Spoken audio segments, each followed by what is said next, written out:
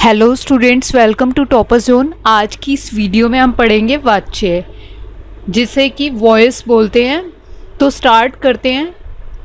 जैसे यहाँ पर कुछ वाक्य दिए गए हैं, नीचे दिए गए वाक्यों को पढ़िए और इनमें प्रयुक्त क्रियाओं पर ध्यान दीजिए। जैसे मैं क्रिकेट खेलता हूँ, दूसरा ही इसी का सेंटेंस है मुझसे क्रिकेट खेली जाती है, और तीसरा इसका सेंटेंस है, इसका वाक्य है मुझसे क्रिकेट नहीं खेली जाती।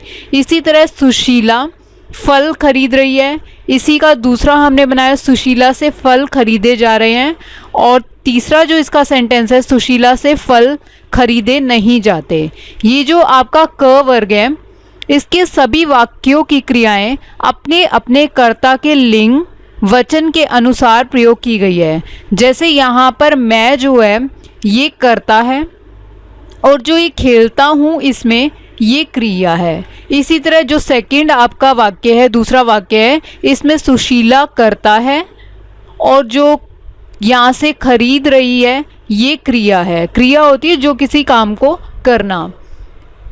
इसी तरह जो ये हमारा ख वर्ग है, इसके सभी वाक्यों की क्रियाएं अपने अपने कर्म के लिंग वचन के अनुसार प्रयोग की गई है। जैसे जो क्रिकेट है ये कर्म है, इसी तरह दूसरे सेकंड सेंटेंस में ये जो फल है ये कर्म है, और जो ये खेली जाती हैं, ये जो खेली जाती हैं ये क्रिया है, और जो खरीदे जा रहे हैं ये भी क्रिया है। और जो ये ग वर्ग है, इसकी क्रियाएं ना तो अपने अपने कर्ता के लिंग और वचन के अनुसार प्रयोग की गई है, और ना ही कर्म के लिंग वचन के अनुसार। जैसे यहाँ पर लिखा हमने मुझसे क्रिकेट नहीं खेली जाती, तो ये इसका सेंटेंस जो है इसका बिल्कुल ही अपोजिट हो गया है यहाँ पर।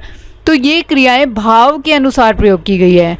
क्रियाओं के इसी विधान को वाच्य कहा जाता है, जहाँ पर इसका बिल्कुल हम चेंज कर देते हैं। तो अब वाक्य की परिभाषा पढ़ेंगे। क्रिया के जिस रूप से यह ज्ञात हो कि उसके लिंग वचन का प्रयोग कर्ता कर्म या भाव में से किसके अनुसार किया गया है, ये वाच्य कहलाता है। तो वाच्य के तीन भेद होते हैं। पहला होता है कर्तृवाच्य, दूसरा कर्मवाच्य, और तीसरा होता है भाववाच्य। जैसे कि यहाँ पर इस फ्लावर में इसमें शो किया गया इस फूल में। तो सबसे पहले अब मैं इसको वन बाय वन डिस्कस करूँगी, इसके बारे में बताऊँगी। कर्तृवाच्य क्या होता है? कर्तृवाच्य क्रिया के जिस रूप से पता चले कि वाक्य में उसका प्रयोग कर्ता के लिंग और वचन के अनुसार किया गया है, उसे कर्तृवाच्य कहते हैं। जैसे मोहन रोटी खाता है, लड़की सेब खाती है। तो यहाँ पर रोटी कौन खा रहा है? मोहन, और सेब खा रही है लड़की। जो कर्ता होगी यहाँ पर मोहन और लड़की होंगे। तो जैसे ये कर्ता जो था यहाँ पर, जो पहला वाक्य था उसमें मोहन था, ये पुल्लिंग था, और दूसरे वाक्य में लड़की जो थी वो स्त्रीलिंग रूप में है। तो ये सभी कर्तृवाच्य है। कर्तृवाच्य जो वही होते हैं जो जिसमें कर्ता प्रधान होता है। इसके बाद है दूसरा आपका कर्मवाच्य। क्रिया के जिस रूप से विदित हो कि वाक्य में उसका प्रयोग कर्ता के लिंग वचन के अनुसार ना होकर इसमें आपका कर्म के अनुसार होगा, तो उसे कर्मवाच्य कहा जाता है। जैसे मोहन से रोटी खाई जाती है, तो यहाँ पर से लग जाता है, और लड़की से सेब खाया जाता है। तो यहाँ पर जो कर्ता है वो तो मोहन है, और जो लड़की है, और लड़की के अनुसार ना होकर कर्म जो है वो रोटी और सेब के अनुसार है। तो ये कर्मवाच्य है। इसके बाद है तीसरा हमारा भाववाच्य। वाक्य में क्रिया का प्रयोग जब कर्ता या कर्म के लिंग वचन के अनुसार ना होकर भाव के अनुसार होता है, तो उसे भाववाच्य के नाम से जाना जाता है। तो जैसे राम से चला नहीं जाता, लड़की से सोया नहीं जाता। तो यहाँ क्रिया में भाव प्रधान है, तो ये भाववाच्य है। और इसके बाद है वाच्य परिवर्तन कैसे किया जाता है। जैसे कर्तृवाच्य से आपको कर्मवाच्य बनाना है, तो कर्ता के साथ से, द्वारा या के द्वारा जोड़ दिया जाता है। ये तीन वाक्य जोड़ जाते हैं, से, द्वारा या के द्वारा, ये शब्द जोड़े जाते हैं। इसके बाद है क्रिया में आ या जोड़ दिया जाता है। उसके बाद जा धातु का कर्म के लिंग वचन काल और पुरुष के अनुसार प्रयोग किया जाता है। जैसे इसके कुछ उदाहरण में बताऊंगी आपको।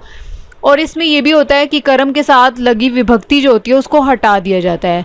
जैसे कर्तृवाच्य में आपको दे रखा है राम पेड़ लगाता है, ये आपको बिल्कुल सिंपल सेंटेंस गिवन है। तो जब आप इसका कर्मवाच्य लगाएंगे तो यहाँ पर इसका चेंजेस होगा, राम के द्वारा पेड़ लगाया जाता है। जैसे आप इंग्लिश में इसके वॉइस में बाय लगाते हैं तो यहाँ पर द्वारा लगाया जाता है। इसके बाद दूसरा वाक्य है मैं कविता पढ़ता हूँ, तो मैं को चेंज करना है, यहाँ पर मुझसे कविता पढ़ी जाती है। इसके बाद है नौकर कपड़े धोता है, नौकर द्वारा कपड़े धोए जाते हैं। और धोबी चादरें धोता है, धोबी के द्वारा भी लगा सकते हैं आप, या धोबी से भी लिख सकते हैं। इसी तरह नौकर के द्वारा भी लगा सकते हैं आप। इसके बाद है अगर आपको कर्तृवाच्य से भाववाच्य बनाना है, तो जैसे पहले है क्रिया को अन्य पुरुष एक वचन में कर दिया जाता है और कर्ता के साथ से जोड़ा जाता है। इसके बाद दूसरा है क्रिया को सामान्य भूत में बदला जाता है और काल के अनुसार जाना क्रिया का रूप जोड़ दिया जाता है। जैसे यहाँ वाक्य में है, जैसे आपको कर्तृवाच्य का वाक्य गिवन है वह नहीं चलता है, तो हम इसका वह चेंज करके क्रिया जो है इसकी अन्य पुरुष में लगा देंगे। बहुवचन यहाँ पर एक वचन का प्रयोग होगा, जैसे वह की जगह उससे लिखेंगे हम, उससे चला नहीं जाता। सो आज की इस वीडियो में हमने पढ़ा वॉइस, जिसको हिंदी में वाच्य बोलते हैं।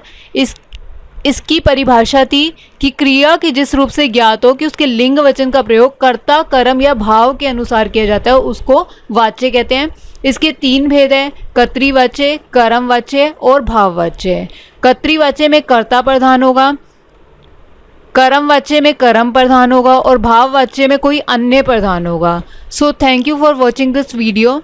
अगर आपको वीडियो अच्छी लगी, वीडियो को लाइक करें, शेयर करें और कमेंट करें।